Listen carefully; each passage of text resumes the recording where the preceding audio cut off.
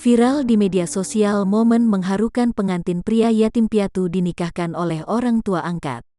Kisah itu diunggah oleh akun TikTok @noci.y, Jumat tanggal 9 April tahun 2021. Video tersebut mengundang beragam komentar warganet dan telah ditonton 3,2 juta kali.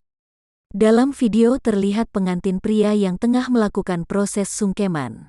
Ia dan orang tua angkatnya menangis dalam proses sungkeman tersebut. Dari kecil yatim piatu, dia ikut keluargaku, ibu bapak sayang banget kayak ke anak sendiri. Pas nikah ya Allah sedih banget, tulis akun itu. Momen mengharukan itu diunggah oleh sepupu pengantin pria, Dwi Novitasari asal Cilegon, Banten.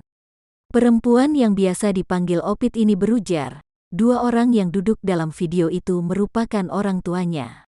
Sementara, pengantin pria itu bernama Heruki yang menikah pada Rabu tanggal 7 April tahun 2021.